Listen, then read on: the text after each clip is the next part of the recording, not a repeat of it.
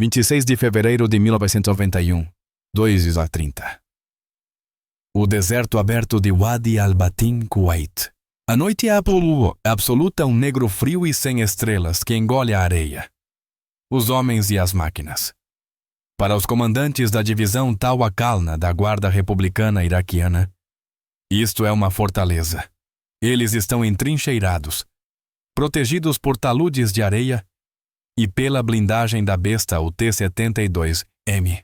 Isto não é apenas um tanque. É um símbolo, o descendente direto das máquinas que esmagaram os Panzer de Hitler em Kursk, o punho da filosofia soviética letal, numeroso e brutalmente eficaz. Seu canhão de alma lisa de 125 mm é um assassino de trajetória tensa, temido da Europa Oriental ao Afeganistão. Nesta noite, as guarnições esperam espiando pelo brilho esverdeado de suas miras infravermelhas ativas confiantes predadores. Então a noite sussurra. Primeiro, não é som, mas sensação. Uma mudança de pressão. Um uivo alienígena vindo de todos os lados. É o som de uma turbina, um motor a jato sobre a areia. Os comandantes iraquianos ouvem a estática confusa no rádio até que surge um relatório blindados inimigos à vista. Mas a distância está errada a mais de 3.000 mm, impossível. O canhão do T-72 só é eficaz até 2 mm. Além disso, as miras são inúteis. Um sargento acende seu tosco holofote infravermelho L4, Ampere pintando o deserto num verde fantasmagórico através da mira TPN-149. Mas nada vê, apenas areia infinita. O primeiro impacto é silencioso. Uma linha branca fina como um lápis rasga a escuridão cruzando 3 quilômetros em menos de 2 segundos. Não faz arco, não cai. Viaja com precisão geométrica. O sargento não a vê. O tanque a 30 metros à sua esquerda simplesmente evapora. O penetrador cinético, um dardo superdenso, a mais de 1 milha por segundo, atravessa o glacis frontal como se fosse papelão. O atrito o aquece até plasma. Ao entrar no compartimento, a sobrepressão lança a torre de 18 toneladas a 12 metros de altura e incendeia o carrossel de munição, vaporizando a tripulação. O sargento gira sua torre em pânico. Outro tanque é atingido, depois outro. Linhas brancas se cruzam no escuro vindas de fantasmas invisíveis. As guarnições iraquianas disparam às cegas seus canhões de 125 mm, lançando granadas que explodem quilômetros antes dos alvos. Um comandante aterrorizado grita pela rede: use o AT-11. Lancem os mísseis. O T-70SM dispara ao 909 Svir guiado por laser. O atirador encontra um brilho de calor e lança o míssil acreditando ter um alvo. Mas o feixe laser se dispersa numa parede invisível de fumaça e luz. O sistema de guiagem morre e o míssil desvia. Um projétil atinge o próprio tanque dele, uma carga oca que queima as esteiras e o imobiliza. A tripulação vive, mas está presa observando enquanto todo o batalhão é exterminado de forma clínica e impossível. Não é uma batalha, é uma execução. A milhares de quilômetros ao norte, numa sala sem janelas em Moscou, o humor não é de pânico, mas de um terror acadêmico. Generais soviéticos, marechais e analistas da guerra assistem à CNN vendo ao vivo a destruição da espinha dorsal de toda a doutrina blindada soviética. Imagens térmicas mostram pequenos quadrados brancos, seus tanques sendo abatidos por minúsculos quadrados pretos. Colunas de T-72 e T-55, transformadas num mar de aço soviético queimado sobre a rodovia. Isso não deveria ser possível. O T-72 é o pilar do Pacto de Varsóvia, milhares deles, apontados para a Fulda Gap, prontos para esmagar a OTAN. Todo o plano soviético para uma Segunda Guerra Mundial dependia desta única máquina e da doutrina do ataque blindado em massa. O que eles estavam vendo na CNN não era um combate justo. Na verdade, não era sequer um combate. Era um massacre tecnológico. Um coronel pálido vira-se para seu superior. O que está atingindo eles? O general não tira os olhos da tela. Não sabemos. O coronel tenta uma explicação racional. Os iraquianos têm um modelo de exportação, o T-72M. Ele é inferior. Os nossos T-72B, os T-80 têm a blindagem reativa Contact 5. Eles são superiores. São mesmo, o general murmura. Os relatórios de campo. As penetrações estão acontecendo a distâncias que nós nem conseguimos ver. Estão acontecendo na escuridão, onde nossa melhor visão noturna é cega. Os iraquianos dizem que estão disparando e que os projéteis estão ricocheteando. Ricocheteando. Ele bate com uma pasta na mesa.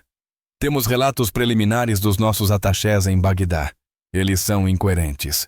Falam de fantasmas de morte sussurrante de tanques, que se movem a mais de 70 km/h pelo deserto aberto, disparando com precisão perfeita enquanto avançam.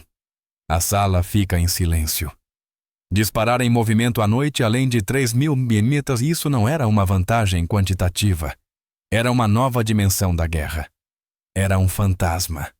Um jovem analista recém-saído da Academia de Engenharia Pigarreia. Todos se viram. Camarada general. E se o problema não for o tanque, mas o sistema? E se eles não estiverem lutando contra tanques?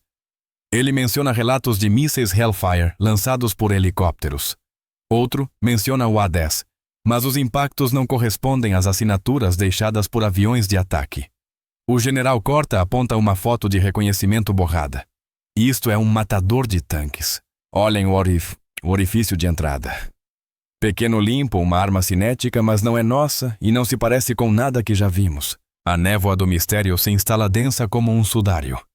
O T-72 foi construído para enfrentar o M100 americano, ou o Chieftain britânico. Foi projetado para vencer uma guerra de números e atrição. Mas os americanos não tinham enviado o M100 ainda. Tinham enviado outra coisa, algo que caçava no escuro, algo que não podia ser visto, nem alvejado, nem detido. A maior exportação militar soviética, símbolo do seu poder industrial, estava sendo transformada em sucata ao vivo na televisão. E seus criadores, os marechais em Moscou, só podiam assistir impotentes enquanto toda a sua obra, toda a sua estratégia nacional de defesa, era tornada obsoleta em uma única noite. O impossível havia acontecido.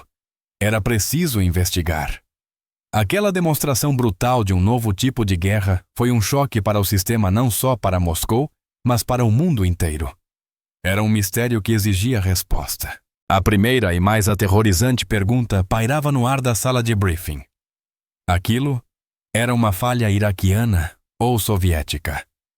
Os tanques de exportação eram ruins, ou toda a força blindada soviética estacionada na Alemanha? Oriental era uma casca oca. O Estado-Maior ordenou a criação de uma comissão especial com a missão de obter destroços do campo de batalha.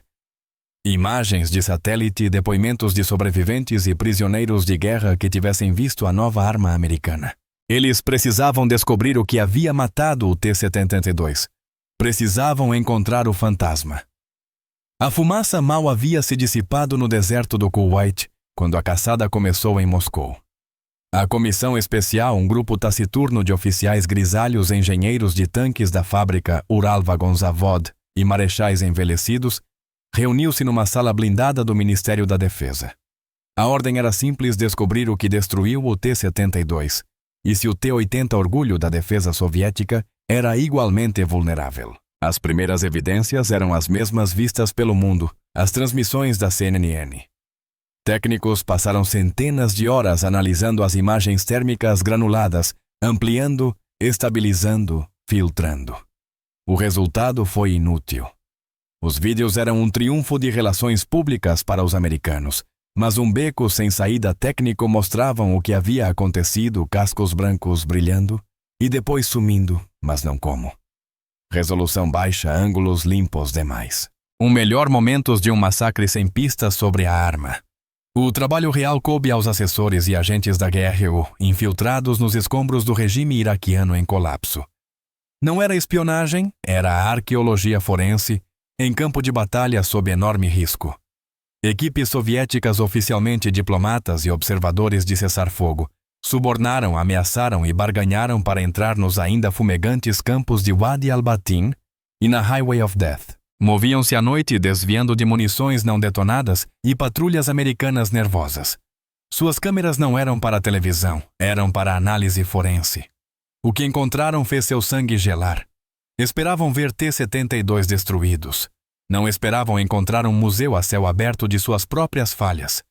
Os tanques estavam cobertos de impactos, mas todos os impactos estavam errados. Um oficial soviético veterano de carros de combate, um homem que havia visto o rastro das batalhas no Afeganistão, esperaria encontrar crateras negras, respingos e estilhaços típicos de uma carga oca anticarro. Ele esperaria danos explosivos, queimaduras, fragmentação. Mas não esperaria aquilo.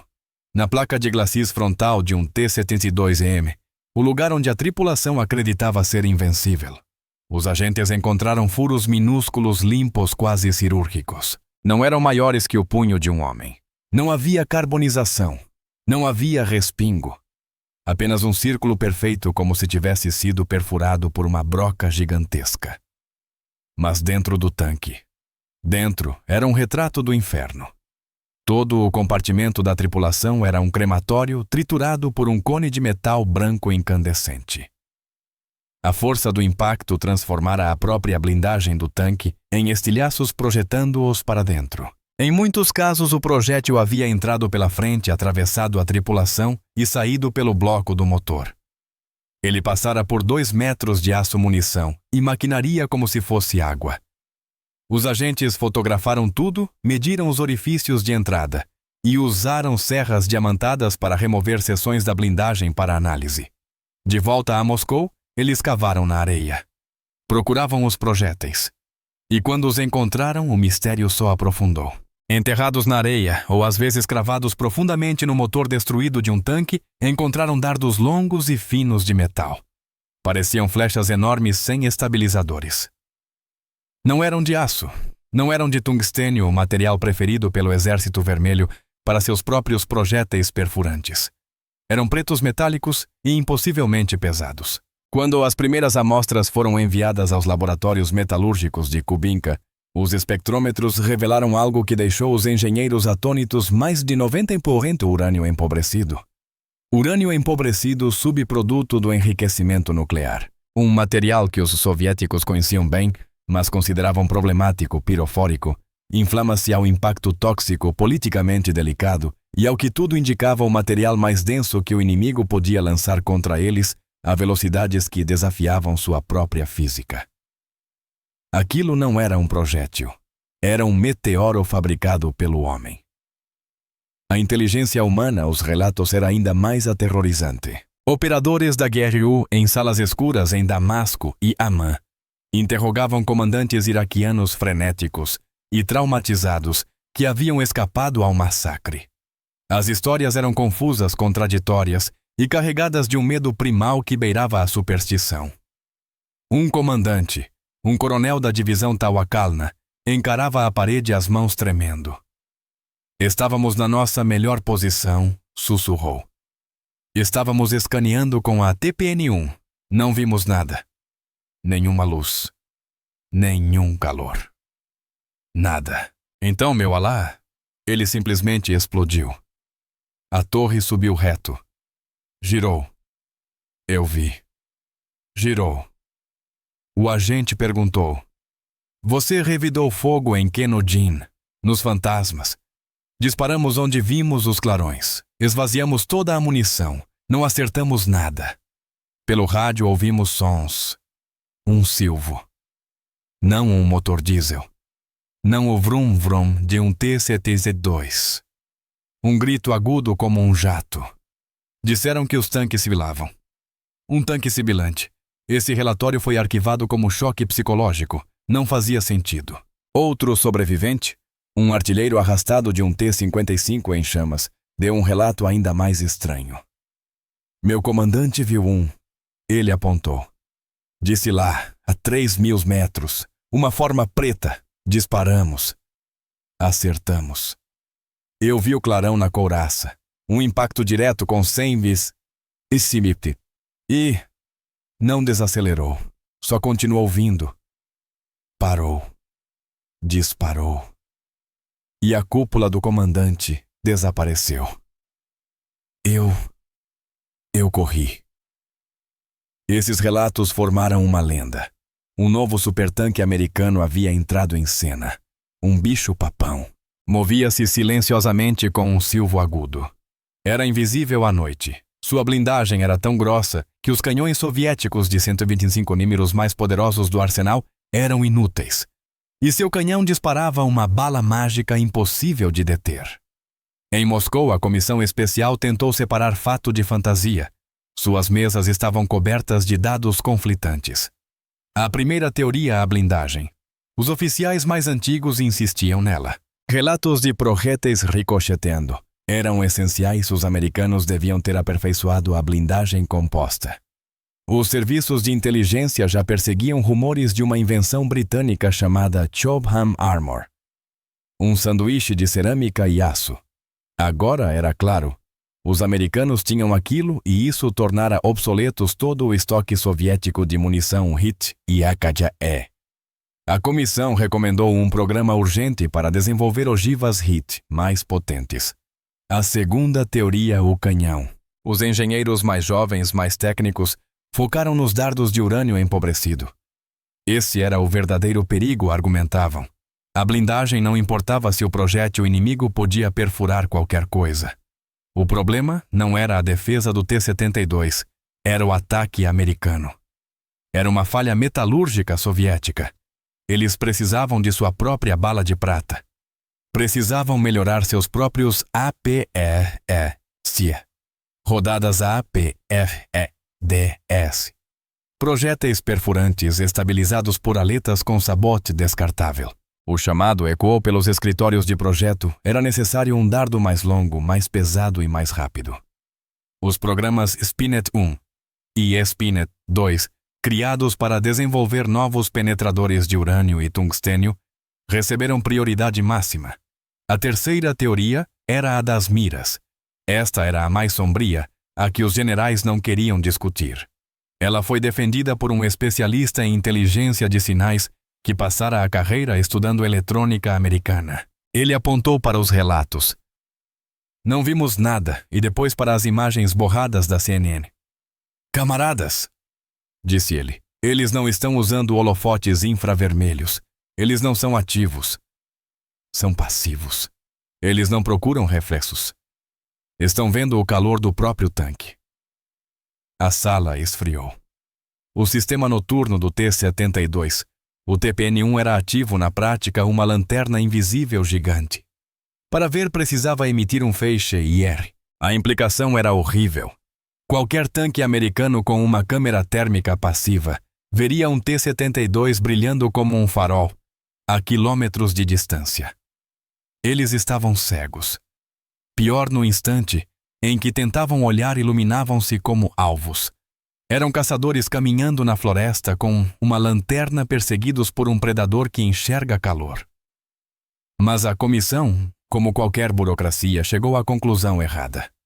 Não podia ou não queria aceitar que as três teorias eram verdadeiras ao mesmo tempo. Não compreendia que os americanos não haviam construído apenas um tanque melhor, haviam construído um sistema.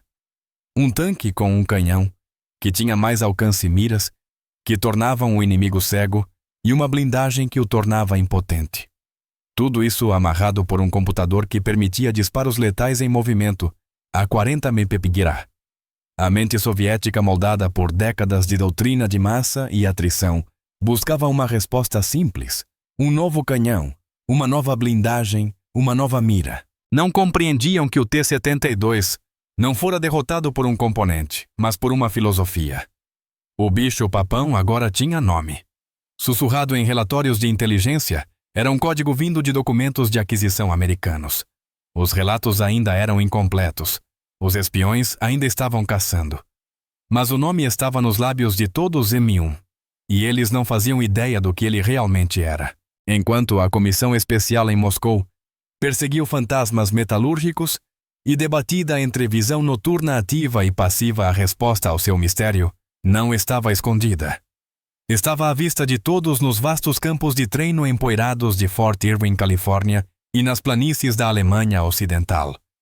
Não era uma invenção isolada, era uma revolução nascida de uma quase catástrofe 2 décadas antes. A mudança de paradigma não começou num laboratório americano. Começou em 6 de outubro de 1973, nas areias do Sinai. Naquele dia, durante a guerra do Yom Kippur, as doutrinas blindadas do mundo foram incendiadas. Divisões de tanques israelenses treinadas no estilo clássico da Blitzkrieg avançaram apenas para serem sistematicamente destruídas pela infantaria egípcia. Estes soldados não tinham tanques novos, tinham pequenos mísseis anticarro portáteis soviéticos. 9. Bocódigos as bombas. Malutka, chamados Sager, pela OTAN. A milhares de metros, um recruta egípcio guiava um míssil por fio e destruía um M-60 israelense de 50 toneladas. O tanque rei do campo de batalha por 30 anos subitamente tornara-se vulnerável, obsoleto. Para o exército dos Eshundepulsuastio, que planejava enfrentar exércitos soviéticos numericamente superiores na Europa, aquilo foi uma crise existencial toda. A defesa do Ocidente apoiava-se no M-60, uma máquina que agora podia ser destruída por um único soldado escondido num buraco. O chamado ecoou no Pentágono. Estávamos construindo o tanque errado. Combatendo a guerra errada. Não precisávamos de um M-60 melhor, precisávamos substituir o conceito de tanque. O projeto XSMito 15, antes mancando, ganhou nova vida, novo orçamento e um mandato assustador: não evoluir, mas reiniciar do zero. O resultado foi um programa baseado no que os engenheiros chamaram de Big Five Systems. E foram esses 5 sistemas que, combinados, criaram o fantasma que assombraria Moscou. Primeiro veio a blindagem. O grande problema dos anos 1970 eram as cargas ocas HIT. Como o míssil Sager, esses projéteis usavam um jato de cobre fundido para perfurar aço. Aumentar a espessura só deixava o tanque lento e pesado. A solução precisava ser inteligente. Cientistas britânicos em Chobham desenvolveram uma resposta radical: blindagem composta. Os americanos pegaram o conceito e o aperfeiçoaram sob o codinome Burlington. Não era aço, era um laminado aço de alta dureza, camadas reativas não explosivas e principalmente matrizes de cerâmica densa. Quando um jato de carga oca atingia a blindagem, as cerâmicas se quebravam e se expandiam, espalhando o impacto, absorvendo energia e interrompendo o penetrador. Quando um dardo cinético como o próprio projétil do TCC-72 soviético atingia essa blindagem, a cerâmica, incrivelmente dura, quebrava a ponta do dardo e desviava sua trajetória. O novo tanque americano, o M1, seria o primeiro do mundo protegido por esse tipo de blindagem. Era literalmente uma fortaleza sobre lagartas, imune às próprias armas que os soviéticos haviam construído ao longo de todo o seu arsenal anticarro. Eis porque os projéteis iraquianos ricocheteavam. Eles não ricocheteavam, eles se desintegravam. Segundo veio o canhão. Os americanos tinham um excelente canhão de 105 mm. O M68, um projeto britânico que servira muito bem no M-60, mas a inteligência do Sinai era clara. Não era suficiente. Não podia matar um T-72 de forma confiável à distância. A solução veio do novo aliado da OTAN, a Alemanha Ocidental. A Rheinmetall desenvolveu um canhão monstruoso de 120 mm de alma lisa. Um canhão de alma lisa, ao contrário de um raiado, permitia que o projétil alcançasse velocidades absurdas. E esse projétil era o M829, apelidado de a bala de prata. Era uma haste longa e fina de urânio empobrecido, envolta em um sabote descartável. Eis a explicação para o furo cirúrgico. O canhão do M1 disparava esse dardo de 10 libras a 1.670 miles, mais de 6.000 km/h. A essa velocidade, a física assume o controle. Dardo não explode. Ele simplesmente chega com tanta energia cinética que transforma aço em líquido. O M1 foi projetado desde o início para ser um franco atirador de longo alcance. Podia matar um T-72 a 3 aos 1.000 metros muito antes do T-72. Limitado a 2.000 metros, poder responder. O terceiro e mais devastador fator era a visão. Os generais soviéticos tinham razão em temer. Seus sistemas infravermelhos ativos eram na prática faróis brilhantes. O M1 tinha outra coisa. Era um dos primeiros veículos de produção do mundo equipado com uma câmera térmica passiva super resfriada. Essa mira não emitia feixe algum. Era uma câmera que não via luz, via calor. Numa noite fria de deserto, um T-72 com um motor quente, esteiras aquecidas pelo atrito e cano quente de disparos anteriores, brilharia como uma fogueira na mira do M1. A tripulação americana podia ficar sentada com o motor desligado, totalmente silenciosa, escaneando o horizonte.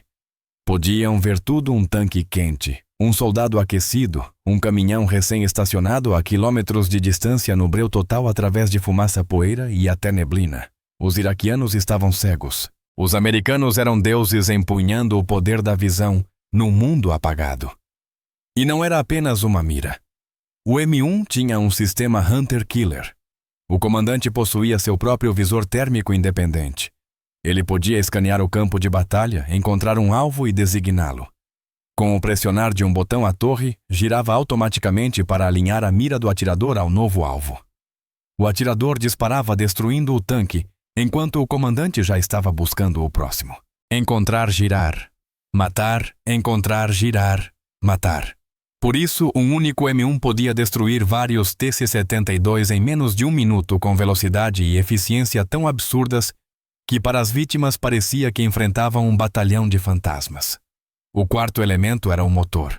Aquele som de assobio relatado pelo coronel iraquiano não era choque de combate, era o som de uma turbina. O M1 não era movido por diesel. Era movido por uma turbina Honeywell AGT 1500 de 1.500 cavalos. Na prática, era o motor de um helicóptero enfiado num chassi de 60 toneladas. Era mais silencioso que um diesel, tinha menos peças móveis e podia operar com quase qualquer combustível inflamável. Diesel, gasolina, querosene de aviação. E como brincavam alguns comandantes, até tequila barata. A verdadeira magia era sua aceleração. Podia ir de 32 km em 7 segundos. Isso dava ao M1 uma agilidade aterrorizante. Podia erguer a torre por cima de uma crista, disparar e recuar de volta à cobertura, antes que a torre lenta de um T-72 sequer começasse a girar. Finalmente, havia a fonte secreta, o computador balístico digital. Era o cérebro que conectava tudo. Um atirador soviético precisava usar um telêmetro primitivo e ajustar manualmente mira para distância e vento, uma estimativa grosseira. No M1, o atirador colocava o alvo no retículo e apertava um botão. O telêmetro a laser, com precisão de poucos metros, enviava instantaneamente a distância ao computador. Sensores no teto da torre mediam velocidade e direção do vento. Um pêndulo interno media o movimento do tanque. O computador processava tudo: distância, vento, tipo de munição, pressão atmosférica, até a curvatura térmica do cano, e em microsegundos calculava a solução perfeita de tiro, movendo o canhão para a elevação exata. O atirador só precisava apertar o gatilho. Essa era a resposta ao mistério dos disparos em movimento. O sistema de estabilização do M1 era tão avançado que a mira permanecia travada no alvo, mesmo com o tanque saltando pelo deserto a 40 mph. O canhão, estabilizado por giroscópio, flutuava como se estivesse em uma nuvem, independente da trepidação do chassis. O comandante podia beber café sem derramar. O atirador mantinha a mira firme. Esse era o fantasma. Não um tanque, mas um sistema. Uma máquina com blindagem composta que detinha projéteis soviéticos. Um motor de turbina que a tornava rápida e silenciosa. Uma mira térmica que a transformava em um caçador invisível. E um canhão guiado por computador que a tornava um assassino impecável. Enquanto os soviéticos em Moscou investigavam um assassinato, os americanos em suas bases no deserto afiavam a faca, certos de que o inimigo não fazia ideia do que estava prestes a atingi-lo. O confronto, quando finalmente chegou, não aconteceu em um campo de batalha. Aconteceu em um campo de tiro encharcado de chuva em Meppen, Alemanha, no ano de 1990. O Muro de Berlim tinha caído. A Guerra Fria, na prática, tinha terminado. Num gesto surpreendente de transparência, ou talvez de confiança esmagadora, o governo alemão recém-reunificado e o exército dos Yugoslavias convidaram uma delegação de oficiais soviéticos de alto escalão para observar uma demonstração de poder de fogo da OTAN. A comissão especial de Moscou estava lá, rostos sombrios, cadernos cheios de fotos granuladas e relatórios contraditórios do Iraque. Eles estavam ali para finalmente ver o bicho-papão.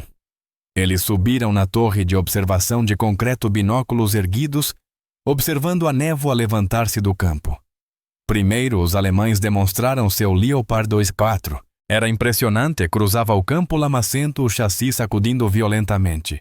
Mas seu longo canhão de 120 mm permanecia imóvel quase sobrenaturalmente, como se não estivesse preso ao tanque. Disparou em movimento, acertando alvos a 2.500 milhas. Os generais soviéticos assentiram impressionados, mas não chocados. O T-80 deles também tinha estabilização similar. Era um rival digno. Então eles ouviram o assobio. Pela direita, um M1A1 Abrams americano entrou no campo. Não roncava. Não rugia. Ele sibilava o grito agudo da sua turbina, cortando o ar úmido. O som era alienígena. E então ele acelerou. Não avançou pesadamente. Ele saltou. A máquina de 63 toneladas disparou para a frente, lama voando das esteiras, chegando a mais de 65 km/h em segundos. Observem o alvo, Delta disse calmamente.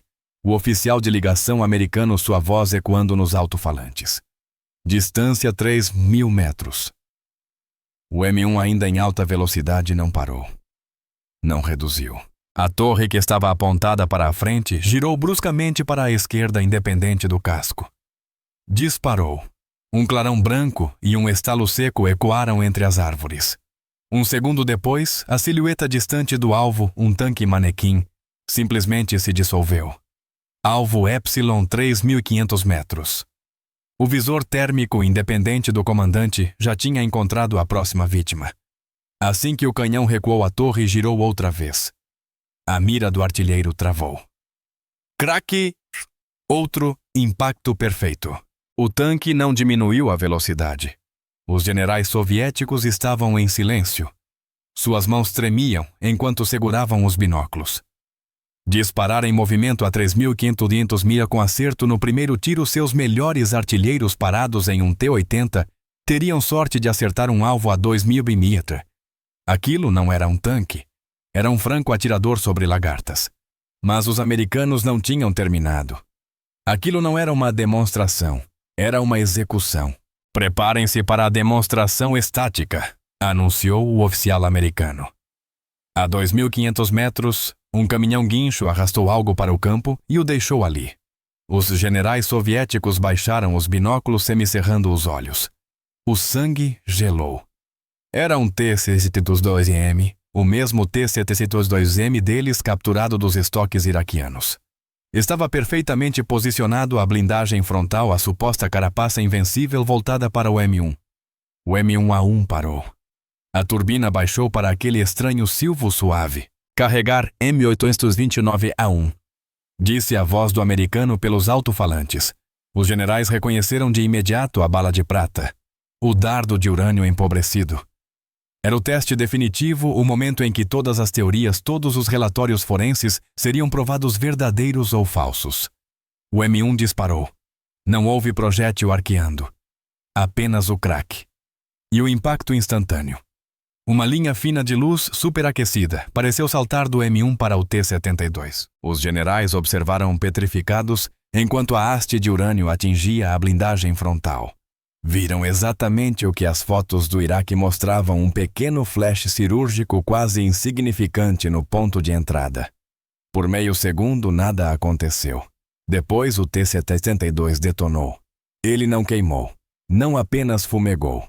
Sua torre de 18 toneladas foi arrancada do anel e lançada a 15 metros no ar, girando antes de despencar no chão. Uma coluna de fogo negro e oleoso explodiu para fora do casco. O carrossel de munição fora atingido. O tanque se tornou um túmulo incinerado. O que chocou os generais soviéticos não foi a explosão. Foi o silêncio profundo e abissal, que veio depois, o silêncio da certeza. A certeza de que tudo era real. Não era covardia iraquiana. Não era treinamento deficiente.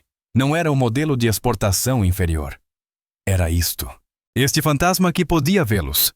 Enquanto eles estavam cegos, matá-los antes que estivessem ao alcance, e ignorar suas armas mais poderosas como se fossem pedras. O oficial americano, em uma obra-prima de subentendimento diplomático, inclinou-se para o marechal soviético ao lado e disse: "Nosso pacote térmico é bastante eficaz, marechal. Podemos adquirir e engajar alvos em qualquer clima, dia e noite. Nem precisamos acender os faróis." Ele não precisava dizer mais nada, nem mencionar que cada T-72, em serviço, era essencialmente um farol infravermelho ativo. A mensagem era clara. Nós vemos vocês. Vocês não nos veem. A guerra termina antes de vocês dispararem um tiro. O retorno a Moscou foi sombrio. A comissão especial foi dissolvida. Suas conclusões já não eram teóricas, eram um obituário.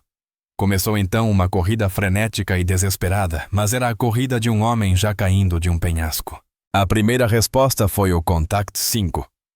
Sua grande esperança. Uma nova geração de blindagem reativa pesada. Não era como os blocos leves usados contra mísseis. O Contact 5 consistia em caixas pesadas de aço cheias de explosivos projetadas especificamente para derrotar penetradores cinéticos. Quando o dardo M829 atingia a caixa, ela explodia lateralmente, quebrando o dardo em duas partes, antes que alcançasse a blindagem principal. Uma solução brilhante, bruta e profundamente soviética. Eles começaram a instalá-la imediatamente nos novos T-80U e T-72B. A segunda resposta foi o canhão. Os programas Svinets 1 e Svinets 2 receberam prioridade nacional máxima. Precisavam de seus próprios penetradores longos de urânio empobrecido e tungstênio, precisavam igualar o alcance do M1. A terceira resposta foram as miras. Investiram enormes somas em imageamento térmico, fazendo engenharia reversa de sistemas franceses roubados para criar as miras Agava e Buran. Mas tudo era inútil. Era pouco. Era tarde demais. A blindagem Contact 5 era pesada. Sobrecarregava o motor e a suspensão do T-72 era um remendo. As novas miras eram granuladas, sistemas de primeira geração com metade do alcance e da clareza do pacote americano outro remendo. A nova munição era boa, mas não podia ser disparada com a mesma precisão do canhão guiado por computador do M1, outro remendo. Os soviéticos tentavam enfiar aço e eletrônica numa doutrina de 1972, enquanto os americanos haviam criado um sistema holístico de guerra. O brilho do M1 não estava em uma peça isolada, mas na integração de todas elas. O T-80U agora era um porco-espinho coberto de tijolos explosivos lento e quase cego. O M1 era um guepardo rápido, elegante e de visão clara. O gap tecnológico revelado no deserto iraquiano não era um gap, era um abismo, e o Exército Vermelho estava no lado errado dele. O veredito final não foi escrito em um relatório secreto da GRU. Foi escrito na matemática brutal da guerra terrestre de 100 horas. Quando o cessar-fogo foi declarado e a fumaça baixou, apareceu a estatística assassina, aquela que seria sussurrada com horror na Academia Frunze, a razão de abates. Durante a Operação Tempestade no Deserto, o M1A1 Abrams americano combateu e destruiu mais de 1.800 tanques iraquianos, a vasta maioria, T-72, T-62 e T-55 soviéticos. Milhares mais foram destruídos por outras forças da coalizão aviação e artilharia. E em troca, o número de M1A1 destruídos por fogo inimigo de tanques foi 0. Nenhum tripulante americano morreu para um T-72. Um punhado de Abrams foi danificado. 9 foram perdidos, quase todos por fogo amigo ou destruídos deliberadamente após serem imobilizados por minas. O fantasma que os soviéticos caçaram não era apenas um assassino, era para sua própria tripulação invencível. O T-72, o punho do Exército Vermelho, não apenas foi derrotado, foi tornado completamente, totalmente e humilhantemente impotente. Era uma lança que não podia perfurar o escudo empunhado por um guerreiro que enxergava enquanto ela era cega. Isso não foi uma derrota em campo, foi um colapso sistêmico. Os destroços queimando no deserto do Kuwait eram o epílogo ardente da própria União Soviética. O T-72 era o produto final da economia de comando soviética, projetado para ser bom o bastante e produzido em massa. Era uma máquina construída sobre iteração, não inovação. O T-72 era apenas um T-64 aprimorado que vinha de um T-62 que descendia do T-55. A filosofia central era estática, um tanque baixo de 3 homens, com um canhão grande e autocarregador. Quando surgia uma nova ameaça, a solução era soldar mais aço para fusar mais blocos explosivos, ou fazer um projétil um pouco melhor. Uma filosofia de imitação e reação. O M1 Abrams era produto de um sistema completamente diferente. Nasceu de uma crise, a Guerra do Yom Kippur, e foi uma solução de folha em branco. Não era a evolução do M100, era uma revolução. Integrava uma turbina blindagem composta a miras térmicas e um computador digital em uma única arma coerente. Era absurdamente complexo, incrivelmente caro, e levou mais de uma década para ser aperfeiçoado. Era um sistema que só poderia ter sido criado por uma economia capitalista dinâmica, inovadora e fabulosamente rica. A União Soviética, em seus últimos anos sufocantes, simplesmente não podia competir. Os programas acelerados para construir o Contact 5 e os penetradores Svinets foram os últimos suspiros frenéticos de um império moribundo tentando remendar um tanque desenhado nos anos 1960 para lutar contra um fantasma do século XXI. A pressão econômica dessa corrida armamentista desigual, uma corrida que eles já haviam perdido antes mesmo do primeiro tiro ser disparado, foi a gota d'água final. O M1 Abrams não apenas faliu o T-72, ele ajudou a falir a nação que o construiu. Em dezembro de 1991, apenas 10 meses após a Highway of Death, a bandeira soviética foi baixada do Kremlin pela última vez. O mistério que começou para os generais soviéticos na tela tremeluzente da CNN nunca foi realmente sobre um tanque. O T-72 não foi derrotado por urânio empobrecido ou miras térmicas. Ele foi derrotado por uma filosofia inteira de guerra, economia e inovação que simplesmente não conseguia compreender. O fantasma que rondava o deserto iraquiano não era um supertanque, era o futuro. E nesse futuro a União Soviética não tinha lugar. A imagem que define o fim da Guerra Fria não é apenas a queda do Muro de Berlim. É a silhueta de uma torre de T-72 negra contra o céu do deserto, girando inutilmente enquanto é lançada do casco em chamas por uma força invisível, intocável e inegável.